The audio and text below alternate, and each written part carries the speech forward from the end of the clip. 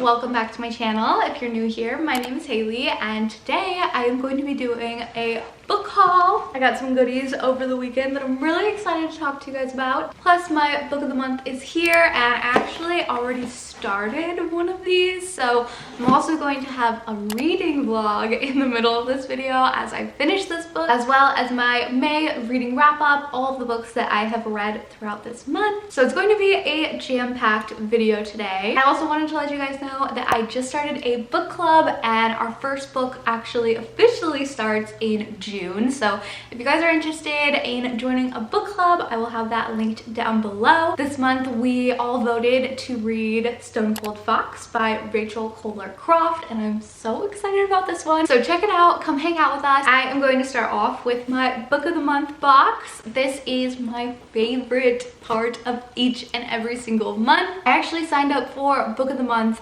a year ago this June, so I have been a book of the month subscriber for a full year now and it's safe to say that I am obsessed. If you're unfamiliar, book of the month is a monthly book subscription box where they give you several choices, usually between 5 and 7 different book options of all different genres. You can also choose up to 2 add-ons and I always take advantage of that, so I love my book of the month. So I did actually get my June box early and I already started one of these books. I did a little weekend trip for Memorial Day, so I needed something spicy to read on the ride. And I chose this one. It is She Started It by Sian Gilbert and this is a thriller. It's a little bit reminiscent of Lucy Foley's Guest List, where there are 5 people on this, it's not really a deserted island, a private island. It's like this luxurious weekend stay, but totally secluded. So there are 5 women, all part of a bachelorette weekend. The kicker is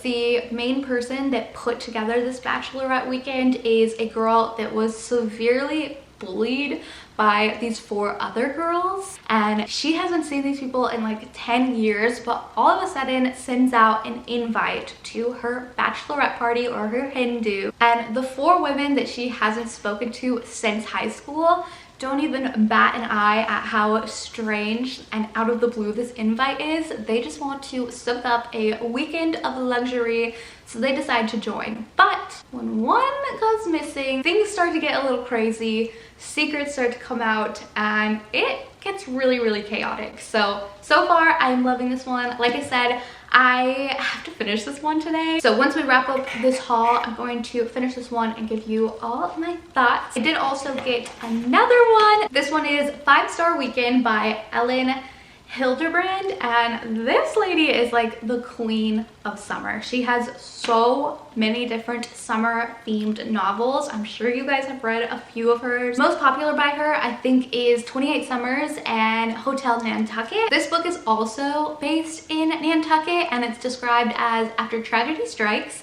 Hollis Shaw gathers 4 friends from different stages of her life to spend an unforgettable weekend in Nantucket.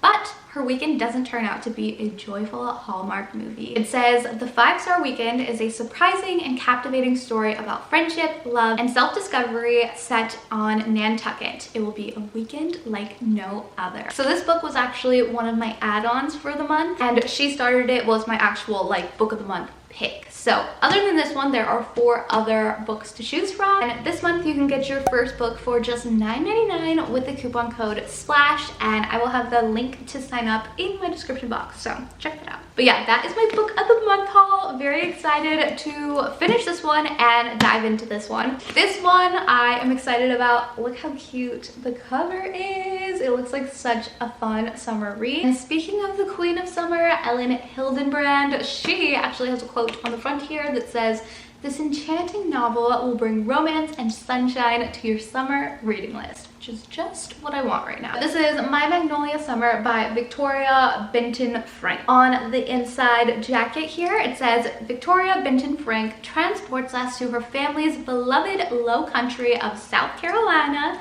in this spicy and heartfelt debut about 3 strong women with strong appetite. This one sounds really cute, but seriously, the cover, adorable. Had to have it. Okay, and I'm sure this next one I have brought up in past videos. I know I have in my last like book shopping haul video, because I was seeing it everywhere on Bookstagram, but I could not find it in store. I couldn't find it at my favorite like indie bookstore. Barnes & Noble was sold out, so I put it on the back burner for a while, but while I was perusing over the weekend, I found it. So this is Sarah Adams' Practice Makes Perfect. This, I keep seeing like a little bit of crossover for Meet Me by the Lake by Carly Fortune.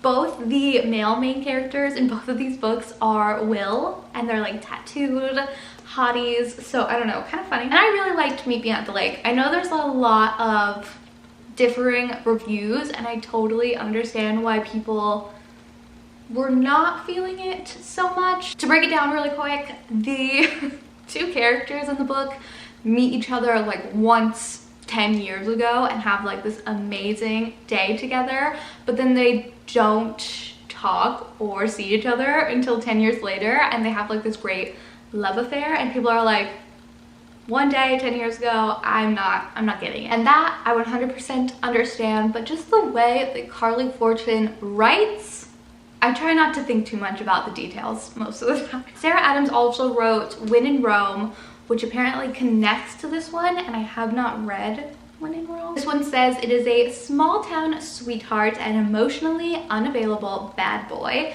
try to find some common ground in this chemistry-filled romance.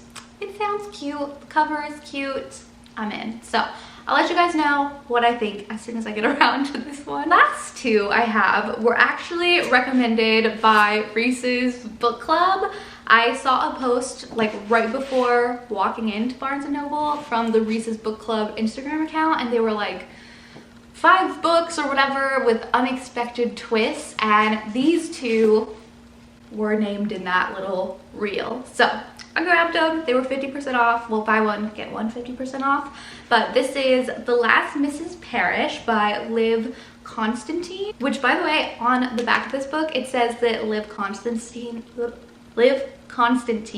is the pen name for a sister duo. So it's actually Lynn Constantine and Valerie Constantine that wrote this book, so I think that's really cute. Anyways, this one has the main character Amber Patterson, and she is tired of being a nobody, plain invisible, a woman who blends into the background. She deserves more, a life of money and power like the one blonde-haired, blue-eyed goddess Daphne Parrish. Amber's envy could eat her alive if she didn't have a plan. Amber uses Daphne's compassion to insinuate herself into the family's life. Before long, Amber is Daphne's closest confidant, traveling to Europe with the Parrish family and growing closer to Jackson, her real estate mogul husband. But a skeleton from Amber's past may ruin everything that she has worked toward, and if it is discovered, her well laid out plan may fall to pieces. So this one sounds fun and spicy. I love, oh my god,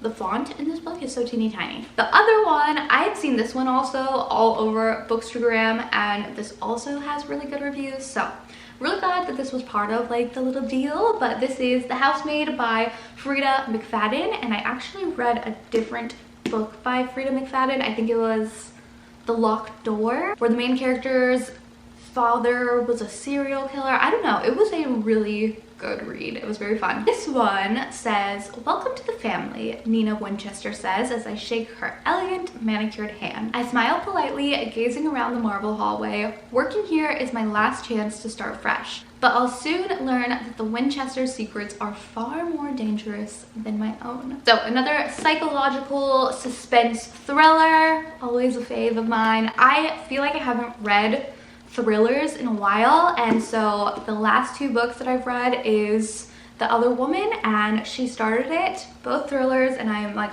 back in the groove. But that is my mini Barnes haul for you guys. There's truly no greater feeling than brand new books. Anyways, I am going to wrap up reading this one before I give you guys my May reading wrap up, give you the rundown on everything that I read this past month. So let's get into it.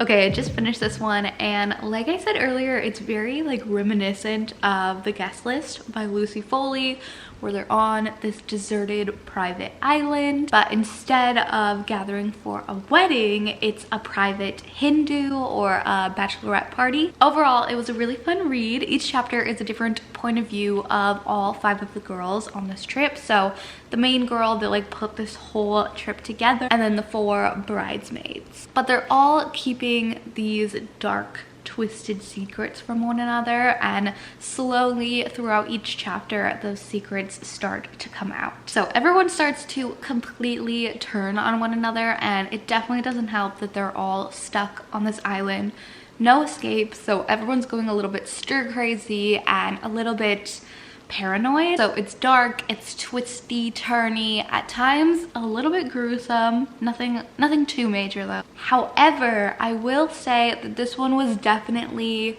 predictable. There's a lot of context clues throughout this read that just kind of tells you where things are going. So I definitely had guessed the ending of this one. It also gives a little bit of like a summer vibe with like the island and everything. So I think that this would be a good like thrilling beach read. I would rate this one 3 stars overall, just because it was so predictable. But this one was actually my last read of May. The month is coming to an end, and I definitely will not finish my next book in time before we enter June. So I'm going to do my monthly reading wrap up. I think that I read 8 books this month, I want to say. We'll see. Okay, so I did end up reading 8 books throughout the month of May. I just gave you guys the whole rundown on She Started It. So there was one. And the first book that I read throughout May was Meet Me at the Lake. And I actually annotated this one, which I very rarely do. I also kind of gave you guys a rundown about this one at the very beginning of this video, but this was really cute romance. I thought that it was going to pan out differently. And again, it's a little bit outside the realm of real life. Let's be real. Like, I am not meeting someone 10 years ago and then 10 years later still being in love with this person from that singular day.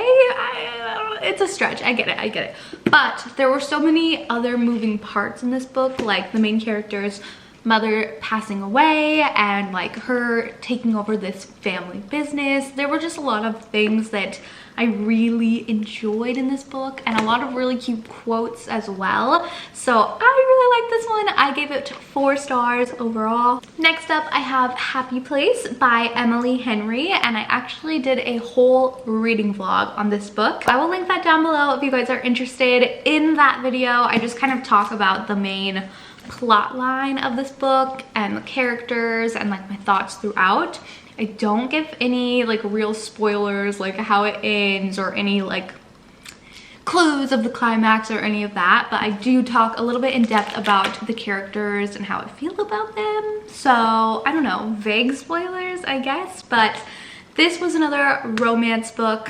Basically these 2 exes break up, but then they don't tell any of their friends for 6 months, and their friends already planned this like big friend trip. So they kind of end up stuck on this friend trip together, pretending that they're still in a relationship. Why don't they just come out and tell their friends that they're not together anymore? I don't know. But again, with these sorts of books, I am willing to extend the realm of belief for the sake of some fun romance. So just like all Emily Henry books, this one was as adorable and witty, and I just really liked it.